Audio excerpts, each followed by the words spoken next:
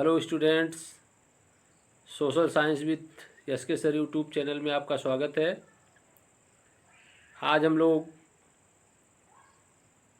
Europe में राष्ट्रवाद से जुड़े विस्तृत उत्तरी प्रश्नों का अध्ययन करेंगे। आइए देखते हैं क्रमिक रूप से विभिन्न प्रश्नों को और उनके उत्तर को।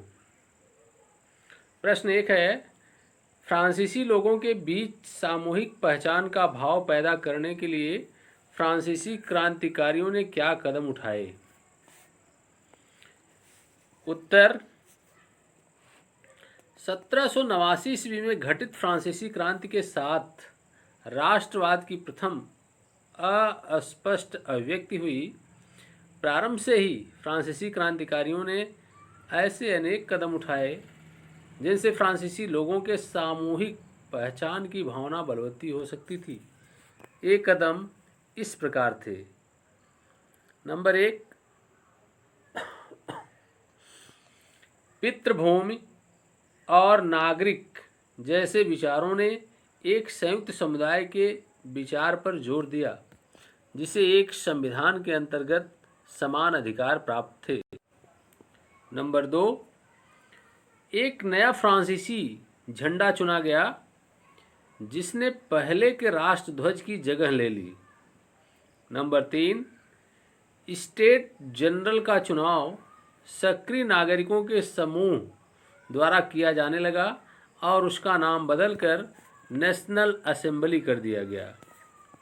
नंबर 4, नई स्तुतियाँ रची गईं, शपथें ली गईं, शहीदों का गुणगान हुआ और यह सब राष्ट्र के नाम पर हुआ। नंबर 5, एक केंद्रीय प्रशासनिक व्यवस्था लागू की गई जिसने अपने भूभाग में रहने वाले सभी नागरिकों के लिए समान कानून बनाए। नंबर 6, आंतरिक आयात निर्यात शुल्क समाप्त कर दिए गए। नंबर 7, तौलने और नापने के लिए एक तरह की व्यवस्था लागू की गई। नंबर 8, क्षेत्रीय बोलियों के स्थान पर पेरिस की फ्रेंच भाषा ही राष्ट्रभाषा के रूप में स्थापित की गई। दूसरा प्रश्न है, मारियान और जर्मेनिया कौन थे? जिस तरह उन्हें चित्रित किया गया उसका क्या महत्व था? उत्तर 2, फ्रांस की क्रांति के समय कलाकारों ने स्वतंत्रता, न्याय और गणतंत्र जैसे विचारों को प्रकट करने के लिए नारी प्रतीकों का आश्रय लिया। इन चित्रकारों में मारिया और जर्मेनिया प्रमुख थे। इन दोनों की छवि राष्ट्र रूपक की बन गई। हेडिंग है, मारियान। 19वीं शताब्दी में नारी रूपकों का आविष्कार कलाकारों ने किया। मारियान एक लोकप्रिय ईसाई नाम है, अतः फ्रांस ने अपने स्वतंत्रता के नारी प्रतीक को यही नाम दिया। यह छवि जन राष्ट्र के विचारों का प्रतीक थी। उसके चिन्ह भी स्वतंत्रता और गणतंत्र के थे, लाल टोपी, तिरंगा और कलगी। मारियान की प्रतिमाएं सार्वजनिक चौराहे पर लगाई गई ताकि जनता को एकता के राष्ट्रीय प्रतीक की याद आती रहे और लोगों का विश्वास बना रहे। मारियान की सिक्कों और डाक टिकटों पर भी अंकित की गई। मारियान की ये तस्वीरें फ्रांसीसी गणराज्य का प्रतिनिधित्व करती हैं। दूसरी हेडिंग है, जर्मेनिया। जर्मेनिया जर्मन राष्ट्र का रूपक बन गई। चाक्षुष अभिव्यक्तियों में जर्मेनिया बलूत वृक्ष के पत्तों का मुकुट पहनती है, क्योंकि जर्मन बलूत वीरता का प्रतीक है। जर्मेनिया की तलवार पर जर्मन तलवार जर्मन राइन की रक्षा करती है अंकित है। यह तस्वीर स्वतंत्रता, न्याय और गणतंत्र जैसे विचारों को प्रतीकात्मक रूप से व्यक्त करती है। अगला प्रश्न है, जर्मन एकीकरण की प्रक्रिया का संक्षेप में पता लगाइए, अथवा जर्मन एकीकरण की प्रक्रिया का संक्षेप में वर्णन कीजिए। उत्तर है, जर्मनी के एकीकरण के प्रमुख चरण निम्न प्रकार से हैं। नंबर 1 है, जर्मन एकीकरण की मांग के दौरान संविधान, प्रेस की आज़ादी और संगठन बनाने की स्वतंत्रता जैसे सिद्धांतों का विकास हुआ।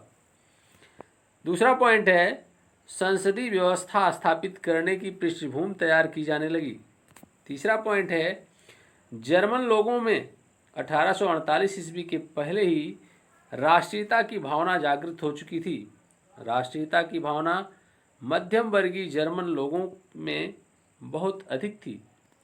चौथा पॉइंट है, 1848 ईस्वी में जर्मन महासंघ के विभिन्न इलाकों को जोड़कर एक निर्वाचित संसद द्वारा शासित राष्ट्र राज्य बनाने का प्रयास किया गया।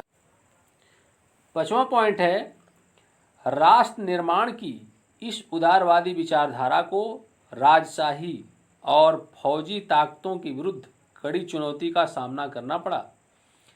छठवां बिंदु है, उनका प्रशा के बड़े भूस्वामियों ने भी समर्थन किया।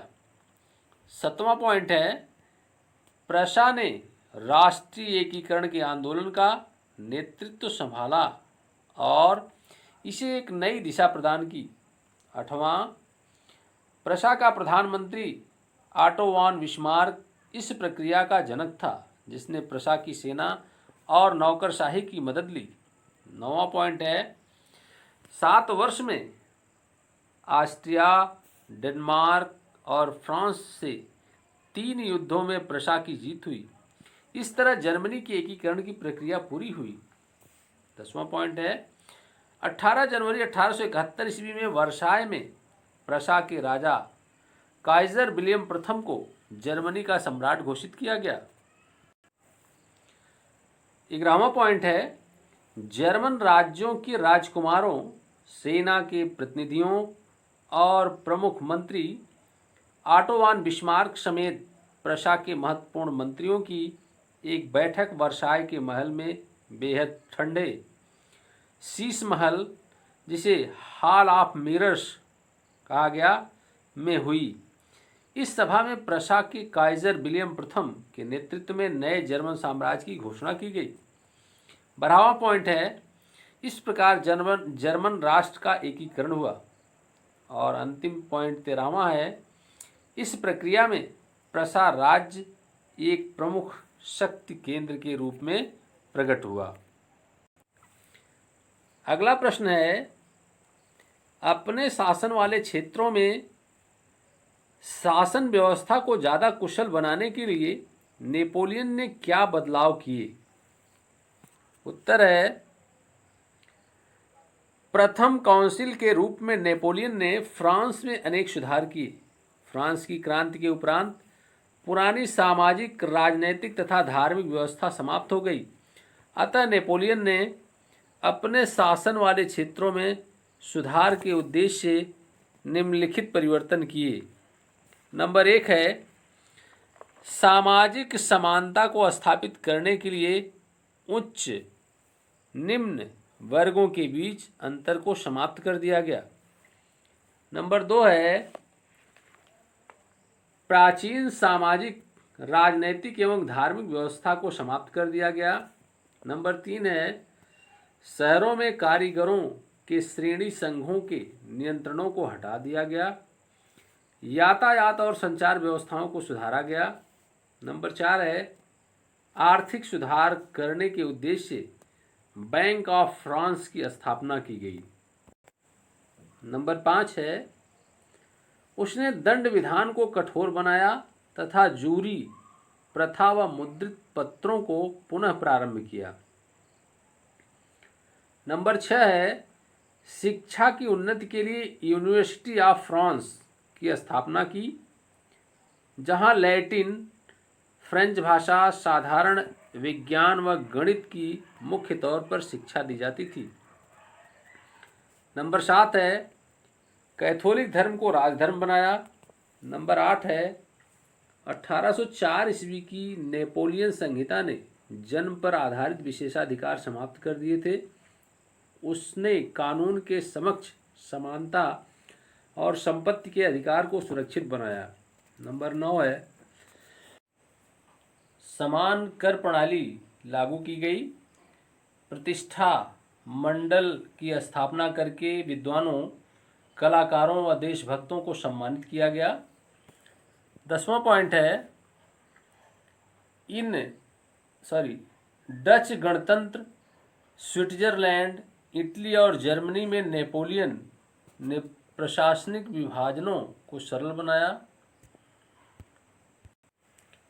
11वां पॉइंट है सामंती व्यवस्था को खत्म किया और किसानों को भूदासत्व और जागीरदारी शुल्कों से मुक्ति दिलाई। इस प्रकार नेपोलियन के सुधारों से किसानों, कारीगरों, मजदूरों और नए उद्योगपतियों ने स्वतंत्रता प्राप्ति का उत्सव मनाया। इस प्रकार से आपने देखा ये प्रमुख विस्तृत प्रश्न, इन्हें आप अपने नोट्स में लिखें